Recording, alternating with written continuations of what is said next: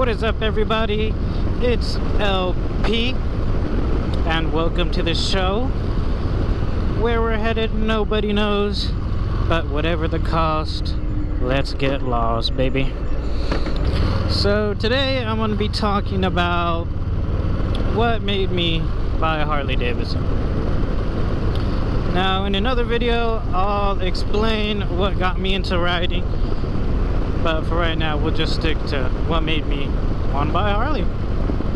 So, first of all, it all started when I was a kid, man. I would see Harleys roll down the street, and I was raised by my grandparents, so my grandpa's super white, I guess. And I guess I was just heavily influenced just to like little things like old country music and stuff like that, doing things old-fashioned ways and being a kind of an old-fashioned dude. And this eventually led me to my love for Harleys. So I would just see them, dude, and just hear them. And in my mind, when I was a kid, probably about, I don't know, 7, 8, 9 years old, you know, the time where you start plotting stuff in your head about what you do when you're older. I was like, man, one day I'm gonna be good enough to get a Harley. And so the story picks up kind of when my brother needed a car or a form of transportation. So I had a 1990 Ford Ranger, you know, manual transmission, and so I let him borrow that for a little bit. And it turns out he wanted to actually buy the truck, so I didn't want to let it go, but you know, I'm gonna help my brother out. You know, he's not heavy, he's my brother type of stuff, and I've always been there for my brother. So you know, what's letting him use my truck even though I won't have my own way of transportation? So I let him borrow the truck. He wanted to buy it, and during this time I was getting rides from my girlfriend. Every morning she would get up and, you know, take me to work and all that stuff. And it was hard on her, I know, getting up early, 4, 5, 6 in the morning. Not the easiest thing to do, but you know, it was the right thing to do, I guess. So I got tired of being chauffeured. I mean, I wasn't in a Rolls Royce or anything getting chauffeured. So it really wasn't that great for me. And I felt really low, like, dude, I don't even have my own way to get around, and I had to ask to go everywhere, or if I could borrow the car, or if she could take me. And it just made me feel, this is how I felt, like less of a man, you know? Like, I have to get my stuff together here. And I probably shouldn't even have been feeling that way, since, you know, I was doing a good thing by letting my brother take the truck. So anyways, I was like, you know what? I don't really have money to spend on a car. I can't afford a car payment. And cars are usually more expensive than bikes, so I thought. So I went down to my local Harley dealership, which will remain unnamed for various amounts of reasons. And I started checking out the bikes, and you know, the salesman comes up and all that stuff, and I'm like, I'm gonna get a bike soon. So he's like, come back when you want to actually do this. I'm like, let's do it right now, whatever. So we ran numbers and everything, and originally I was gonna get a 2016 Fat Boy 103 engine, but I don't even know how to ride at this point, so I just kind of was leaping into it. And my grandpa has always been there for me, thick and thin, you know, and I was like, hey dude, I really need some help, you know, getting a vehicle. I let my brother use the truck. Just if you could throw a little cash my way. that'd be awesome. And so, you know, it took a lot for me to say that, because I'm not usually the one to ask for help or tell people how I'm feeling or anything like that. But I just thought this would be, you know, a good time to ask, because, you know, how could I feel how I'm feeling? How can I make that better? By making me feel worse and asking for help. And so I asked him for help, and I would say I was surprised, but he let me get a down payment. But he told me that the 103 engine was just too much for me and all that stuff. So I was like, oh man, alright. He told me if you could get a different bike with a little less power, I'll help you. So I was like, alright, I'll do that. That's fair. So I went back to the dealership and I'm like, look bro, we're gonna have to look at different bikes here, because that one has too much power for me. And you know, he tried to do the whole, no it's not, just buy the bike, you'll learn. And I was like, no, I'm not buying that, man.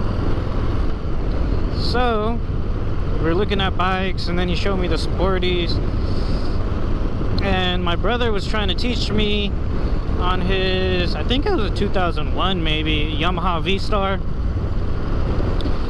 And this bike was in bad shape. Anyways, you know, I started putting around on it, and he was like, the dealership was like, oh, this is a 1200. I'm like, oh man, that still sounds like a lot of power for me, you know. And at this point, it had already been a long day of work, and now I'm looking at bikes to buy. And he showed me the 1200, and for that reason I didn't buy a 1200, which was a mistake, by the way.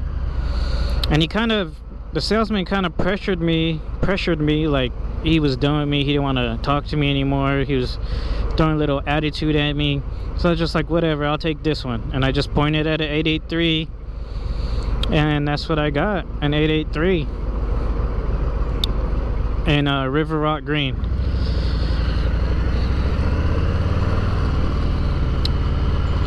And I kept my Sporty for about 2 days. Oh, and when the guy delivered the bike and I tried to ride it so I could practice, I dropped that. I dropped the Sporty.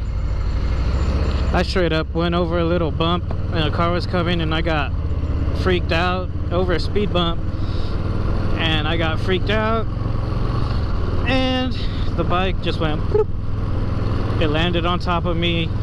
The lady who freaked me out was just staring at me, and I was like, wow, not even gonna see if I'm okay or anything. And she just looked at me for a good 5 minutes, dude. I was stuck, and she just drove away. She's like, nah bro, this is on you.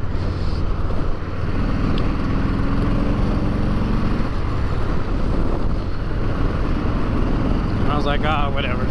So I pick up the bike, I kind of like walk it back home.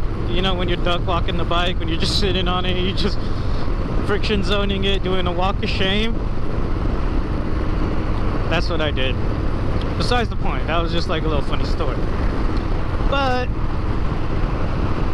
my Sporty started having electrical problems. The battery would drain on it like just overnight, and I was just having issues with it. So I took it to a said dealership, and they said they would look at it, and then something called the Rona happened. Long story short, they ended up keeping my bike for like 2 months, didn't fix it, saying that every part from China, because that's where they were getting my voltage regulator from, was the shipping was delayed because of this virus. He said he fixed it. I wasn't confident at riding, so I had my brother ride it out, and electrical problems happened again. I was like, oh my god, and everybody was telling me I bought a lemon. So I took it to a different Harley. They fixed it, whatever, for free. And then a couple I would say a good couple months, like I would say last August. Yeah, last August. The light came back on for the voltage regulator again, and the same thing started happening. It's like a little red light on your odometer, and the same thing started happening. I'm like, dude, what the heck? And at that point I was just done with the Sporty. I just put a brake line on it, I just put built well chumps on it, Kung Fu grips on it, and I finally feel like my Sporty was becoming what I wanted, you know? And at that point I just gave up all hope on my Sporty. I was like, I'm not gonna go through this again. Come on, bro. And I was not gonna go through all that with my Sporty again. I was like, you know what, I'll just trade it in. And in my mind, Harley Davidson's always been the brand, you know? You want good quality motorcycle, good quality parts, you want the best of the best, so you go to Harley. And that whole situation with customer service, the bike itself, it just kind of upset me to like, everything is not what I thought it was dealing with this company. But in my mind at the time I was like, nope, we're getting another Harley. So it wasn't even a second thought of getting an Indian or something else, you know, something cruiser-esque. We go to the dealership, we go to trade the Sporty in, they're willing to give me full retail for my Sporty. Did I tell them there was a problem? Hell no, bro. I felt so backstabbed and abandoned by Harley. I was like, you know what, just keep the bike. I'm not gonna tell you it runs, it turns on. And without a second thought, they just looked at it for cosmetic damage, and that was it. And I was looking at the showroom floor, and I was like, maybe, you know, I could downgrade. But it turns out they don't like to downgrade bikes either. They just want to push out new bikes. Gotta make that quota, boy. I wanted my old, the Fat Boy again, but I guess they sold it. I was like, wow, I'm really at a loss here. So I tried to get a Lowrider S because that was the hot thing. They just wanted too much for it, and they still do. And I was looking at a Softail Standard, that's what I really wanted. They didn't have any in stock to show me. And I was like, oh my gosh, dude, this Harley, man, is just getting on my nerves. I was dealing with another sales guy, and so he was like, this is like a Softail Standard, but a little better. I was like, oh, what is it? And he showed me this Lowrider. And immediately, I knew in my head that I'm gonna do anything I can to get this motorcycle. So there I go, back to my grandpa, man, and he's the real one, and always will be. I told him the situation and how they're messing with me, and how they're gonna give me full retail for my trade, and I won't be in debt with another bike. And he was like, okay. And so he gave me another down payment, of course,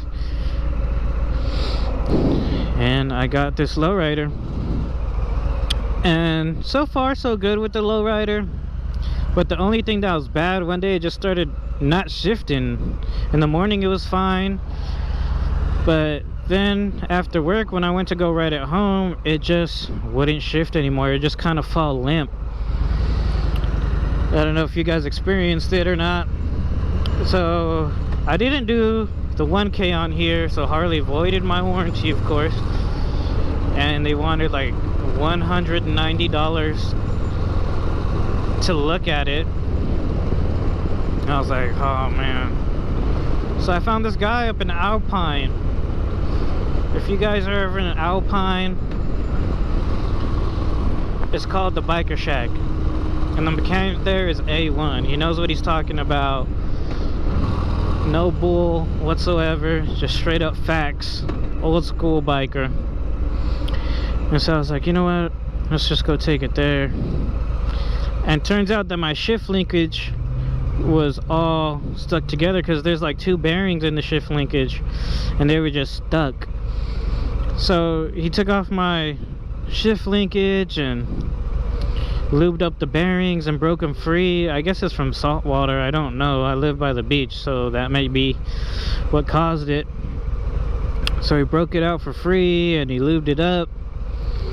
He put it back on and the bike was working perfect after that. But he's a real cool dude. I don't even feel like saying this, but he probably spent,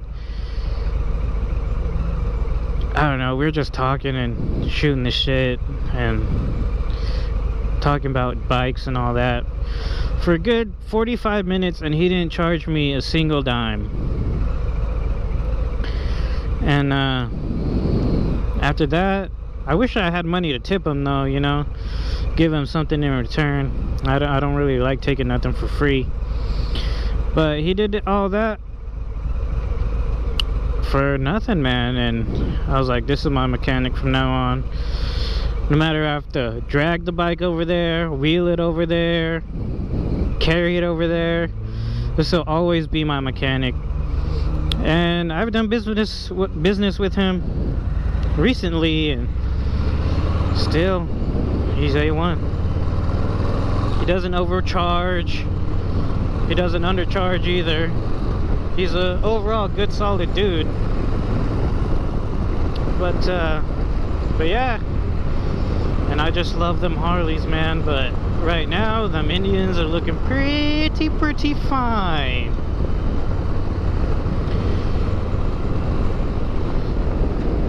I felt like I went off topic a lot, but this is like my first story time, so I'll get better. But anyways, that's gonna be the end of this video. I'll probably upload it today or tomorrow, whether I have a chance to edit. And before I go, leave a comment below. Comment the word lost. You know, sometimes we're all just feeling a little lost sometimes in life, whether it's mentally, physically, your surroundings. And just let me know that you're okay, you're breathing, man, and it'll get better. Because I grew up like that. It'll get better for sure. And leave a comment and let's talk. You know, I'm here to help you guys. I'm here to show you my life. And that's it for now. Later.